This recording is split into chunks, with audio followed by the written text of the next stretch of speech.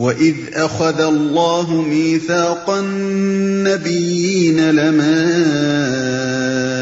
آتَيْتُكُم مِّن كِتَابٍ وَحِكْمَةٍ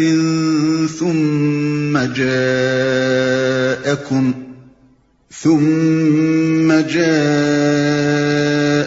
رَسُولٌ مُّصَدِّقٌ لِّمَا مَعَكُمْ لَتُؤْمِنُنَّ بِهِ وَلَتَنصُرُنَّهُ قَالَ أَأَقْرَرْتُمْ وَأَخَذْتُمْ عَلَىٰ ذَٰلِكُمْ إِصْرِي قَالُوا أَقْرَرْنَا قَالَ فَاشْهَدُوا وَأَنَا مَعَكُمْ مِنَ الشَّاهِدِينَ فَمَن تَوَلَّىٰ بَعْدَ ذَٰلِكَ فَأُولَٰئِكَ هُمُ الْفَاسِقُونَ۔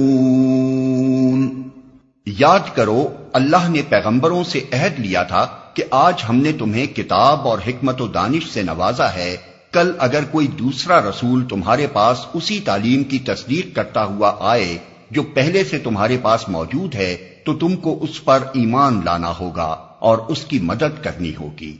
یہ ارشاد فرما کر اللہ نے پوچھا، کیا تم اس کا اقرار کرتے ہو اور اس پر میری طرف سے عہد کی بھاری ذمہ داری اٹھاتے ہو؟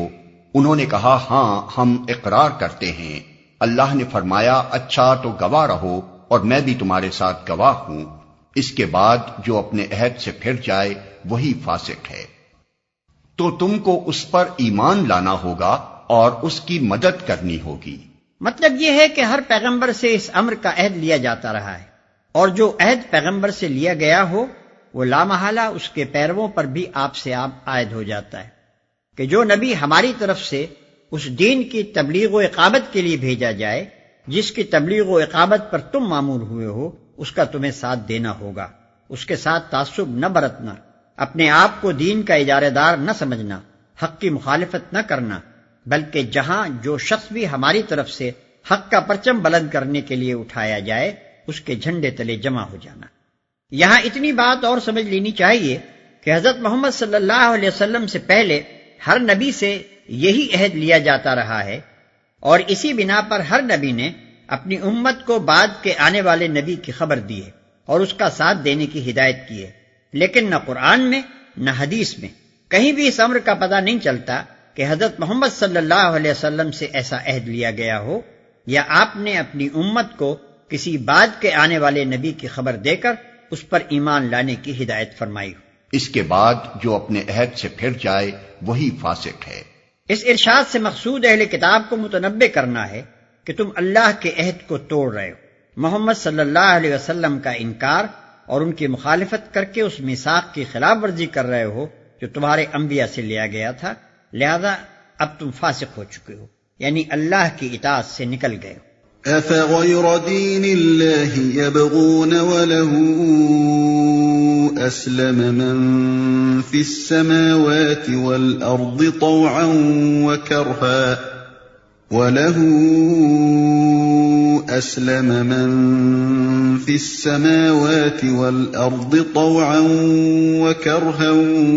وَإِلَيْهِ يُرْجَعُونَ۔ حالانکہ آسمان و زمین کی ساری چیزیں چار و ناچار اللہ ہی کی تابع فرمان یعنی مسلم ہیں، اور اسی کی طرف سب کو پلٹنا ہے۔ چار و ناچار اللہ ہی کی تابع فرمان یعنی مسلم ہیں، یعنی تمام کائنات اور کائنات کی ہر چیز کا دین تو یہی اسلام یعنی اللہ کی اطاعت و بندگی ہے۔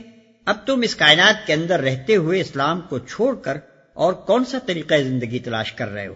قُلْ آمَنَّا بِاللَّهِ وَمَا أُنزِلَ عَلَيْنَا وَمَا أُنزِلَ عَلَىٰ إِبْرَاهِيمَ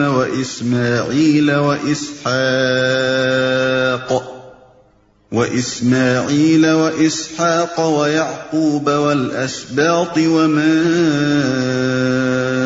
أُوتِيَ مُوسَىٰ وَعِيسَىٰ وَالنَّبِيُّونَ مِن رَّبِّهِمْ لَا نُفَرِّقُ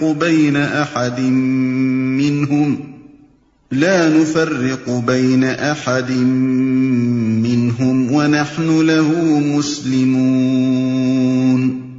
اے نبی کہو کہ ہم اللہ کو مانتے ہیں، اس تعلیم کو مانتے ہیں جو ہم پر نازل کی گئی ہے، ان تعلیمات کو بھی مانتے ہیں جو ابراہیم، اسماعیل، اسحاق، یعقوب اور اولاد یعقوب پر نازل ہوئی تھیں، اور ان ہدایات پر بھی ایمان رکھتے ہیں جو موسیٰ اور عیسیٰ اور دوسرے پیغمبروں کو ان کے رب کی طرف سے دی گئیں۔ ہم ان کے درمیان فرق نہیں کرتے اور ہم اللہ کے تابع فرمان یعنی مسلم ہیں۔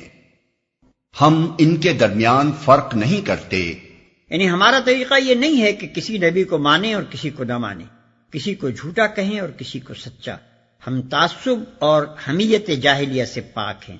دنیا میں جہاں جو اللہ کا بندہ بھی اللہ کی طرف سے حق لے کر آیا ہے، ہم اس کے برحق ہونے پر شہادت دیتے ہیں۔ وَمَن يَبْتَغِ غَيْرَ الْإِسْلَامِ دِينًا فَلَن يُقْبَلَ مِنْهُ وَهُوَ فِي الْآخِرَةِ مِنَ الْخَاسِرِينَ۔ اس فرما برداری یعنی اسلام کے سوا جو شخص کوئی اور طریقہ اختیار کرنا چاہے، اس کا وہ طریقہ ہرگز قبول نہ کیا جائے گا اور آخرت میں وہ ناکام و نامراد رہے گا۔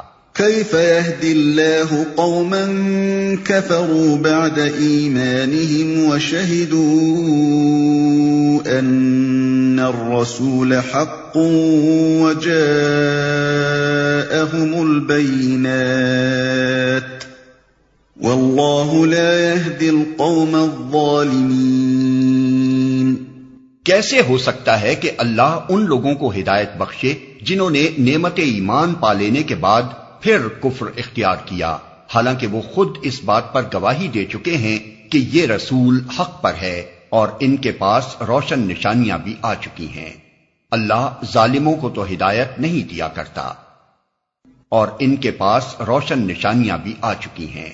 یہاں پھر اسی بات کا اعادہ کیا گیا ہے جو اس سے قبل بارہا بیان کی جا چکی ہے کہ نبی صلی اللہ علیہ وسلم کے عہد میں عرب کے یہودی علماء جان چکے تھے اور ان کی زبانوں تک سے اس امر کی شہادت ادا ہو چکی تھی کہ آپ نبی برحق ہیں اور جو تعلیم آپ لائے ہیں وہ وہی تعلیم ہے جو پچھلے انبیاء لاتے رہے ہیں۔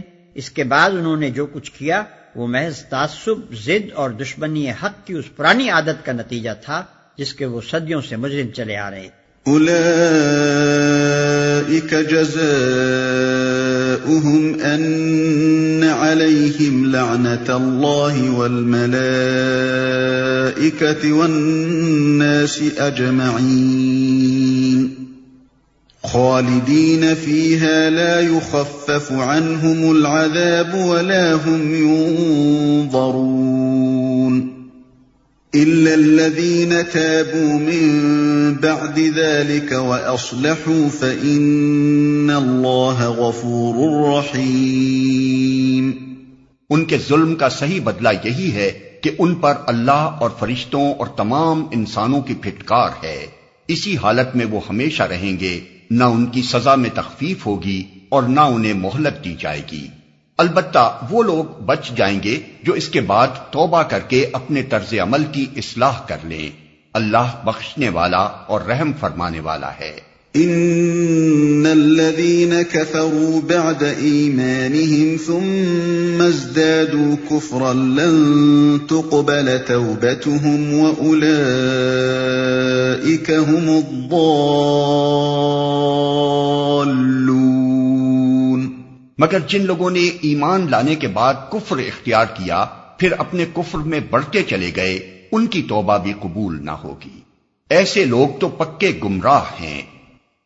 پھر اپنے کفر میں بڑھتے چلے گئے، یعنی صرف انکار ہی پر بس نہ کی بلکہ عملاً مخالفت و مزاحمت بھی کی، لوگوں کو خدا کے راستے سے روکنے کی کوشش میں ایڑی چوٹی تک کا زور لگایا، شبہات پیدا کیے، بدگمانیاں پھیلائیں، دلوں میں وسوسے ڈالے اور بدترین سازشیں اور ریشہ دوانیاں کی تاکہ نبی کا مشن کسی طرح کامیاب نہ ہونے پائے۔ ان الذين كفروا وماتوا وهم كفار فلن يقبل من احدهم ملء الارض ذهبا ولو افتدى به اولئك لهم عذاب اليم وما لهم من ناصرين۔ یقین رکھو جن لوگوں نے کفر اختیار کیا اور کفر ہی کی حالت میں جان دی، ان میں سے کوئی اگر اپنے آپ کو سزا سے بچانے کے لیے روئے زمین بھر کر بھی سونا فدیے میں دے تو اسے قبول نہ کیا جائے گا۔ ایسے لوگوں کے لیے دردناک سزا تیار ہے، اور وہ اپنا کوئی مددگار نہ پائیں گے، اور وہ اپنا